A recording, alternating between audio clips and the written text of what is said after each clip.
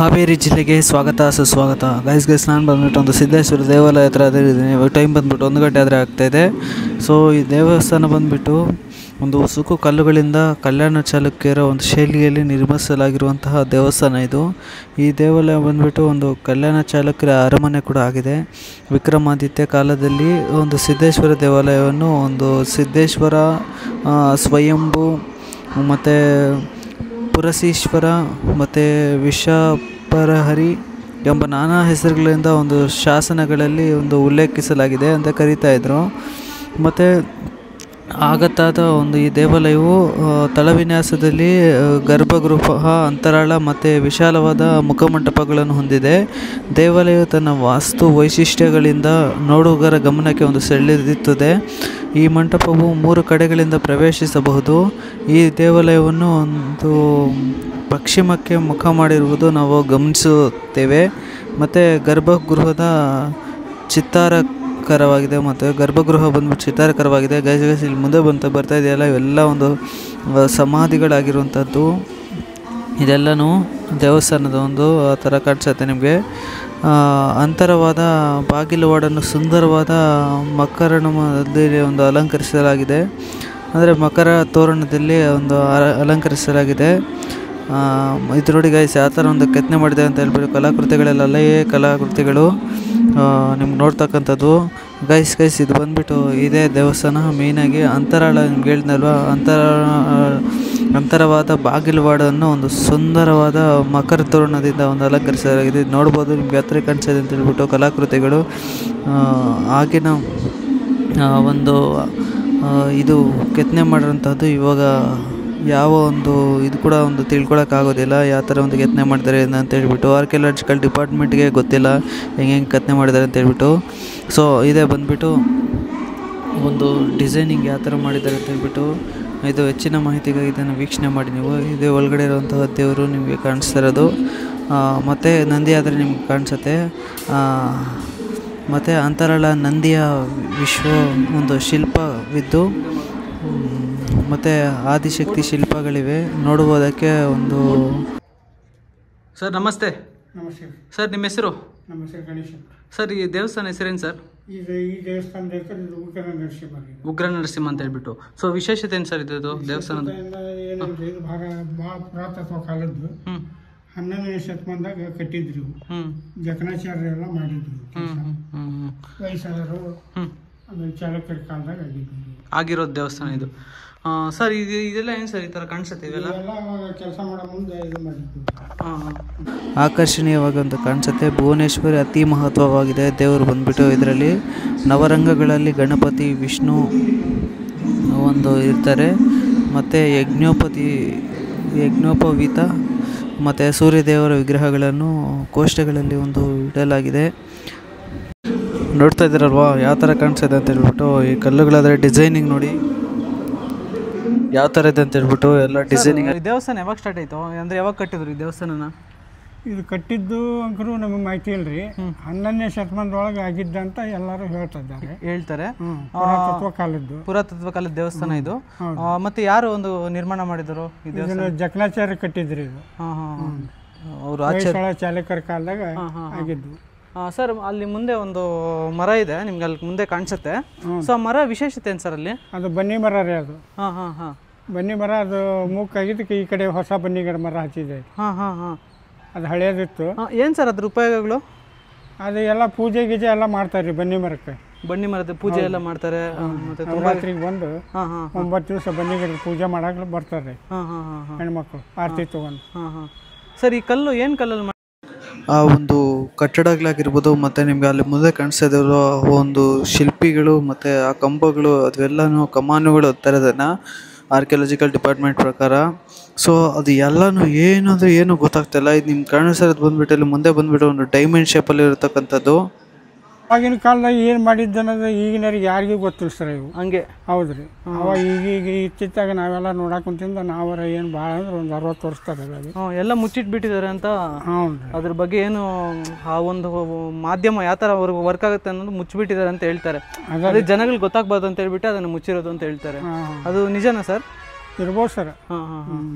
Sir ಈ ದೇವಸ್ಥಾನ ಈ ಮೈನ್ ಎಂಟ್ರೆನ್ಸ್ ಬಂದ್ಬಿಟ್ಟು ಇದೆ ದೇವಸ್ಥಾನ. ಹ್ಞೂ ರೀ. ಸೊ ಈ ದೇವಸ್ಥಾನ ಹೆಸರೇನು ಸರ್? ಇದು ಸಿದ್ದೇಶ್ವರ ಪುರಸಿದ್ದೇಶ್ವರ ದೇವಸ್ಥಾನ. ಪುರಸಿದ್ದೇಶ್ವರ ದೇವಸ್ಥಾನ. ಇದು ಕೂಡ 11ನೇ ಶತಮಾನದಲ್ಲಿ ಸ್ಥಾಪನೆ ಆಯಿತು. ಹೌದು.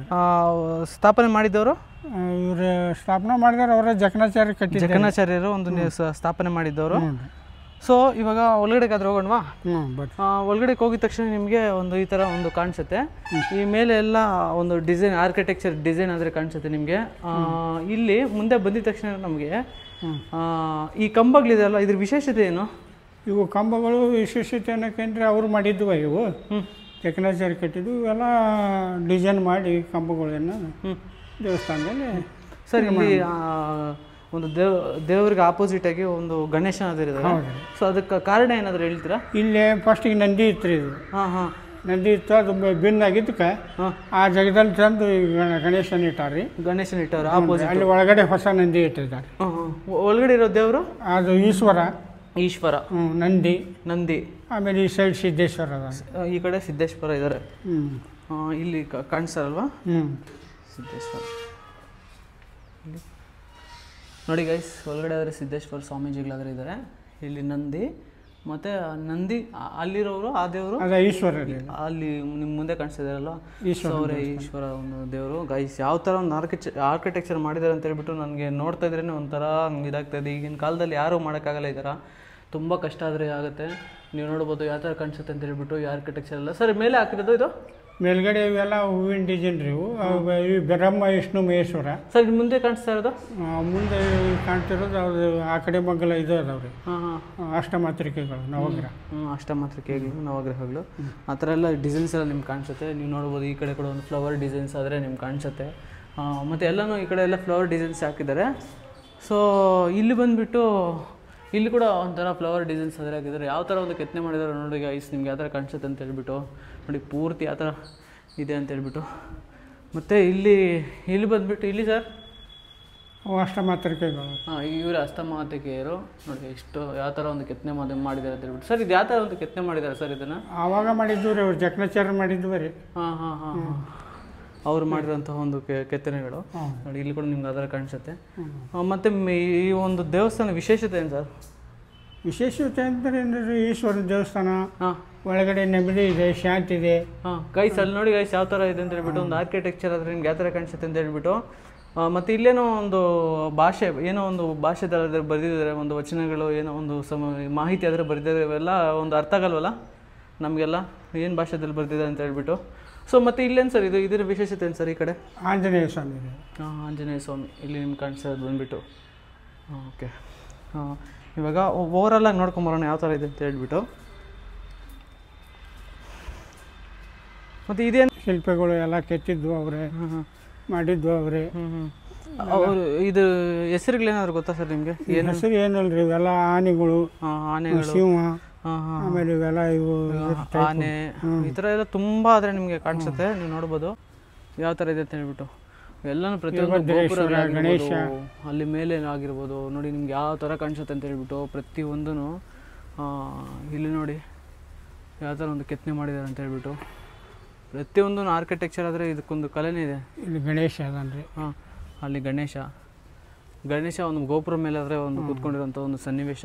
ಮತ್ತು ಇಲ್ಲಿ ಕೂಡ ನೋಡಿ ಗೋಪುರಗಳಾದರೆ ಯಾವ ಥರ ನಿರ್ಮಾಣ ಮಾಡಿದ್ದಾರೆ ಅಂತ ಹೇಳ್ಬಿಟ್ಟು. ಪ್ರತಿಯೊಂದು ಗೋಪುರನೇ ಇದು ನೋಡಿ. ನಿಮ್ಮ ಮೇಲೆ ಆದರೆ ಈ ಥರ ಕಾಣಿಸುತ್ತೆ ನೋಡಿ. ನೀವೆಲ್ಲರೂ ಪ್ಲೇಸ್ಗಳಿಗೆ ಹೋಗ್ತೀರಿ, ಇಂಥ ಆರ್ಕಿಟೆಕ್ಚರ್ಗಳೆಲ್ಲ ನೀವು ನೋಡಬೇಕು ಯಾವ ಥರ ಒಂದು ಮಾಡಿದ್ದಾರೆ ಅಂತ ಹೇಳ್ಬಿಟ್ಟು. ಆ ಟೈಮಲ್ಲೇ ಒಂದು ಅಷ್ಟೊಂದು ನಮ್ಮ ಟೆಕ್ನಾಲಜಿ ಆದರೆ ಬೆಳೆದಿಲ್ಲ ಅಂತ ಹೇಳ್ತಾರೆ. ಬಟ್ ನನಗೆ ಆ್ಯಕ್ಚುಲಿ ಇವಾಗ ಏನು ಟೆಕ್ನಾಲಜಿ ಇಲ್ಲ, ಅವಾಗಿರೋ ಟೆಕ್ನಾಲಜಿ ಮುಂದೆ ಇವೇನೂ ಅಲ್ಲ.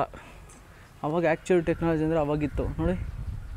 ಈ ಥರ ಕೆತ್ತನೆ ಮಾಡೋಕ್ಕೆ ಇವಾಗ ಇರೋ ಕಾಲದಲ್ಲಿ ಎಲ್ಲ ಯಾರ ಕೈಯಲ್ಲಿ ಆಗಲ್ಲ ಅನ್ಸುತ್ತೆ ಅಲ್ವಾ ಸರ್? ಹೌದು ಸರ್. ಈಗಿನ ಯಾರು ಮಾಡಲ್ಲ. ಸರ್ ಇದ್ರ ಬಗ್ಗೆ ಏನಾದರೂ ಗೊತ್ತಾ ನಿಮ್ಗೆ ಮಾಹಿತಿ? ಇವೆಲ್ಲ ಡಿಸೈನ್ಗಳ ರೀ ಇವು. ಇವೆಲ್ಲ ಪೂರ್ತಿ. ಮತ್ತು ಇಲ್ಲೊಂದು ಏನೋ ಒಂದು ಫೋಟೋ ಕಾಣಿಸುತ್ತೆ ಸರ್, ಇದು ಅಲ್ಲಿ ಇದ್ರೆ ಅವು ಎಲ್ಲ ಏನು ಡಿಸೈನಾಗ ಒಟ್ಟು ಮಾಡಿದ್ದು ರೀ. ಇದೆಲ್ಲ ಮಾಡಿರ್ತಾರೆ ನೋಡ್ಬೋದು ಗೈಸ್ ಯಾವ ಥರ ಕಾಣಿಸುತ್ತೆ ಅಂತ ಹೇಳ್ಬಿಟ್ಟು. ಈ ಥರ ನಿಮಗೆ ಒಂದು ಆರ್ಕಿಟೆಕ್ಚರ್ ಅನ್ನೋದು ಸಿಗೋದು ತುಂಬ ಒಂದು ಈಗಿನ ಕಾಲದಲ್ಲಿ ಮಾಡೋಕ್ಕಂತೂ ಆಗಲ್ಲ ಈ ಥರ. ನಾನು 100% ಹೇಳ್ತೀನಿ. ನೋಡ್ಬೋದು ನಿಮ್ಗೆ ಯಾವ ಥರ ಕಾಣಿಸುತ್ತೆ ಅಂತ ಹೇಳ್ಬಿಟ್ಟು. ನಿಮಗೆ ತುಂಬ ಈ ಥರ ಒಂದು ತೋರಿಸಿದ್ದೀನಿ. ಆದರೆ ಇವಾಗ ನೋಡಿ ಇವಾಗಿರೋ ಬರ್ತಾರೆ ದೇವಸ್ಥಾನಗಳೆಲ್ಲ ಮಷಿನ್ಸ್ ಎಲ್ಲ ಅದನ್ನು ಮಾಡಿಬಿಡ್ತಾರೆ. ಸರ್ ಇದೆಲ್ಲ ಯಾವುದು ಮಷಿನ್ಸ್ ಯೂಸ್ ಮಾಡಿದ್ರೆ ಮಾಡಿರ್ತಾನೆ? ಹೌದು ರೀ, ಅವರ ಮಾಡಿದ್ದು. ಬರೀ ಒಂದು ಏನು ಇದ್ದೈತದೆ ಬರೀ ಕೆತ್ತನೆ ಮಾಡಿರೋದು, ಕೈಯಲ್ಲೇ ಕೆತ್ತನೆ ಮಾಡಿರೋಂಥ ಒಂದು ಕಲಾಕೃತಿಗಳಿವೆಲ್ಲ ನಿಮ್ಗೆ ಕಾಣಿಸ್ತಾ ಇರೋದೆಲ್ಲ. ಸೊ ನೋಡ್ಬೋದು ಯಾವ ಥರ ಇದೆ ಅಂತ ಹೇಳ್ಬಿಟ್ಟು. ಸರ್ ಇನ್ನೇನೊಂದು ಯುಗಾದಿ ಪಾಡ್ಯ ದಿವಸ ರೀ ದೇವಸ್ಥಾನದ ಜಾತ್ರೆ ಆಕತಿ. ಆಮೇಲೆ ತೇರು ಆಕತಿ ರೀ ಸಾಯಂಕಾಲ ಯುಗಾದಿ ದಿನ. ಹೌದು ರೀ, ಯುಗಾದಿ ಪಾಡ್ಯ ದಿವಸ ರೀ ತೇರು ಆಕತಿ. ಸಾಮೂಹಿಕ ಮದುವೆ ಮಾಡಿ ಕೊಡ್ತಾರೆ ರೀ ಪ್ರತಿ ವರ್ಷನೂ. ಪ್ರತಿ ವರ್ಷನೂ ಬಂದ್ರೆ ಮಾಡಿ ಕೊಡ್ತಾರೆ.